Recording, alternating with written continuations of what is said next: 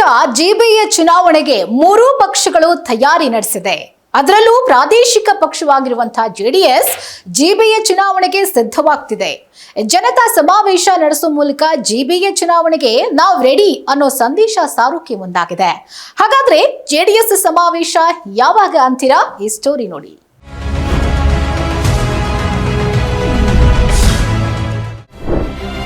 April 11ಕ್ಕೆ ಬೆಂಗಳೂರಿನಲ್ಲಿ JDS ಬೃಹತ್ ಸಮಾವೇಶ.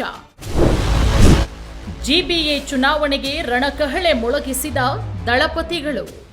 ಬೈ ಎಲೆಕ್ಷನ್ ನಡುವೆ ಬೆಂಗಳೂರಿನಲ್ಲಿ ಜಿಬಿಎ ಚುನಾವಣೆಯ ಕಾವು ಹೆಚ್ಚಾಗಿದೆ. ಜಿಬಿಎ ಚುನಾವಣೆಗೆ ಮೂರೂ ಪಕ್ಷಗಳು ಭರ್ಜರಿ ತಯಾರಿ ನಡೆಸಿದ್ದು, ಈ ಬಾರಿ ಕಾಂಗ್ರೆಸ್ಗೆ ಸೋಲುಣಿಸಲು ಜೆಡಿಎಸ್ ಹಲವು ತಂತ್ರಗಳನ್ನು ಹೂಡಿದೆ. ಬಿಜೆಪಿ ಜೊತೆಗೆ ಮೈತ್ರಿ ಹೊಂದಾಣಿಕೆ ಗೊಂದಲದ ನಡುವೆ ಶಕ್ತಿ ಪ್ರದರ್ಶನಕ್ಕೆ ರೆಡಿಯಾಗಿದೆ. ಪಕ್ಷ ಆರಂಭವಾಗಿ 25 ವರ್ಷ ತುಂಬಿದ ಹಿನ್ನೆಲೆ ರಜತ ಮಹೋತ್ಸವ ನಡೆಸ್ತಾ ಇದೆ. ಅದರಂತೆ ಇದೇ ಏಪ್ರಿಲ್ 11ಕ್ಕೆ ಕೆಂಗೇರಿಯ ಕೋಮಸಂದ್ರ ನೈಸ್ ಗ್ರೌಂಡ್ನಲ್ಲಿ ದೊಡ್ಡ ಮಟ್ಟದ ಸಮಾವೇಶ ನಡೆಸಲು ಮುಂದಾಗಿದೆ. ಎಲ್ಲರಿಗೂ ನಮಸ್ಕಾರ. ಇದೇ 11/4/2026 ಶನಿವಾರ 11 ಗಂಟೆಗೆ ಕೋಮಘಟ್ಟದಲ್ಲಿ ಏನು ನಮ್ಮ ಪಕ್ಷದ ಜನತಾ ಸಮಾವೇಶ ಹಾಗೂ ಪಕ್ಷದ 25 ವರ್ಷದ ಬೆಳ್ಳಿ ಹಬ್ಬವನ್ನು ಆಚರಣೆ ಮಾಡಬೇಕು ಅಂತ ಹೇಳಿ ತೀರ್ಮಾನ ಮಾಡಿದ್ದೀರಿ.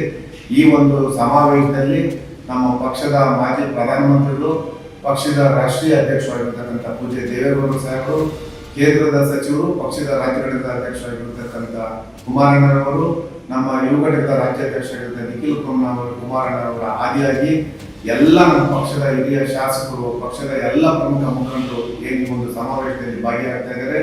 ಇದರಲ್ಲಿ ನಮ್ಮ ಬೆಂಗಳೂರು ನಗರದ ಎಲ್ಲ ನಮ್ಮ 22 ವಿಧಾನಸಭಾ ಕ್ಷೇತ್ರದ ಅಧ್ಯಕ್ಷರು, ಪ್ರಮುಖ ಮುಖಂಡರು, ಎಲ್ಲ ಮಹಿಳಾ ಮುಖಂಡರ ಆದಿಯಾಗಿ ಈ ಒಂದು ಸಮಾವೇಶದಲ್ಲಿ ತಾವು ಹೆಚ್ಚಿನ ಸಂಖ್ಯೆಯಲ್ಲಿ ಭಾಗವಹಿಸಿ ಈ ಸಮಾವೇಶವನ್ನು ಯಶಸ್ವಿಗೊಳಿಸಬೇಕು ಅಂತ ಹೇಳಿ ನಾನು ತಮ್ಮಲ್ಲಿ ಮನವಿ ಮಾಡ್ತಾ ಇದ್ದೇನೆ. ಧನ್ಯವಾದಗಳು. ಜನತಾ ಸಮಾವೇಶ ಮತ್ತು ಜೆಡಿಎಸ್ ಪಕ್ಷದ ರಜತ ಮಹೋತ್ಸವವನ್ನ ಅದ್ದೂರಿಯಾಗಿ ನಡೆಸಲು ದಳಪತಿಗಳು ಸಿದ್ಧರಾಗಿದ್ದಾರೆ. ಈಗಾಗಲೇ ಸಮಾವೇಶದ ಸಿದ್ಧತೆ ಭರದಿಂದ ಸಾಗಿದ್ದು, ಸಮಾವೇಶದಲ್ಲಿ ಮಾಜಿ ಪ್ರಧಾನಿ ಎಚ್.ಡಿ. ದೇವೇಗೌಡರು, ಕೇಂದ್ರ ಸಚಿವ ಎಚ್.ಡಿ. ಕುಮಾರಸ್ವಾಮಿ, ಯುವ ಘಟಕದ ಅಧ್ಯಕ್ಷ ನಿಖಿಲ್ ಕುಮಾರಸ್ವಾಮಿ ಸೇರಿದಂತೆ ಹಲವು ಗಣ್ಯರು ಭಾಗಿಯಾಗಲಿದ್ದಾರೆ. ಬೆಂಗಳೂರಿನ ಎಲ್ಲಾ ಕ್ಷೇತ್ರದ ಜೆಡಿಎಸ್ ಕಾರ್ಯಕರ್ತರು ಸಮಾವೇಶದಲ್ಲಿ ಭಾಗಿಯಾಗಲಿದ್ದು, ಜಿಬಿಎ ಚುನಾವಣೆಗೆ ಜೆಡಿಎಸ್ ಕಾರ್ಯಕರ್ತರು ಮತ್ತು ಮುಖಂಡರಿಗೆ ಬಲ ತುಂಬಲು ಪಕ್ಷದ ವರಿಷ್ಠರು ತಂತ್ರ ಹೂಡಿದ್ದಾರೆ. ಬೆಂಗಳೂರು ನಗರದ ಎಲ್ಲ ನಾಗರಿಕ ಬಂಧುಗಳೇ ಮತ್ತು ಪಕ್ಷದ ಎಲ್ಲ ಕಾರ್ಯಕರ್ತ ಬಂಧುಗಳೇ, ಇದೇ ತಿಂಗಳು 11/4/2026 ಕೊಂಗಟ್ಟ ಹತ್ತಿರ ಇರುವ ನೈಸ್ ಮೈದಾನದಲ್ಲಿ ಪಕ್ಷದ 25ನೇ ವರ್ಷದ ಬೆಳ್ಳಿ ಹಬ್ಬದ ಸಂಭ್ರಮವನ್ನು ಆಚರಣೆ ಮಾಡೋದ್ರ ಜೊತೆಗೆ ಬೃಹತ್ ಕಾರ್ಯಕರ್ತರ ಸಮಾವೇಶವನ್ನು ಆಯೋಜಿಸಿರುವ ನಮ್ಮ ಪಕ್ಷದ ವರಿಷ್ಠರಾದಂಥ ಅಪ್ಪಾಜಿ ದೇವೇಗೌಡರು, ಕೇಂದ್ರದ ಮಂತ್ರಿಗಳಾದಂಥ ಕುಮಾರಣ್ಣವರು ಮತ್ತು ನಮ್ಮ ಯುವ ನೇತಾರರಾದ ನಿಖಿಲ್ ಕುಮಾರಸ್ವಾಮಿಯವರು ಮತ್ತು ಎಲ್ಲ ಪಕ್ಷದ ಮುಖಂಡರುಗಳು ಸೇರಿ ಬೆಂಗಳೂರು ನಗರದಲ್ಲಿ ಜನತಾದಳ ಪಕ್ಷ ಇನ್ನೂ ಸಕ್ರಿಯವಾಗಿದೆ.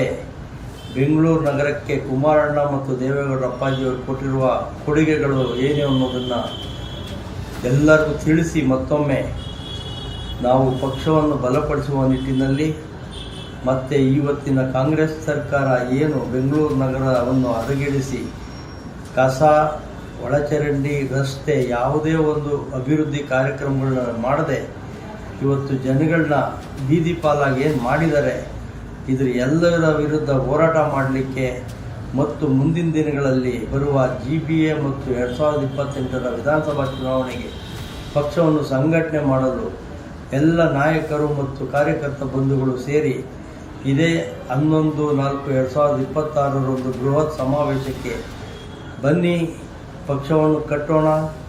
ಎಲ್ಲ ಪಕ್ಷದ ಕಟ್ಟಾಳುಗಳು, ಕಾರ್ಯಕರ್ತರು, ಮುಖಂಡರುಗಳು, ಸಾರ್ವಜನಿಕರು ಈ ಒಂದು ಸಮಾವೇಶದಲ್ಲಿ ಭಾಗವಹಿಸಿ ದೇವೇಗೌಡರ ಅಪ್ಪಾಜಿಯವರು ಮತ್ತು ಕುಮಾರಣ್ಣವರ ಕೈ ಬಲಪಡಿಸಿ ಮುಂದಿನ ದಿನಗಳಲ್ಲಿ ರಾಜ್ಯದ ಸಮಸ್ಯೆಗಳನ್ನು ನಿವಾರಣೆ ಮಾಡುವಂಥ ಹೆಜ್ಜೆ ಇಡೋಣ.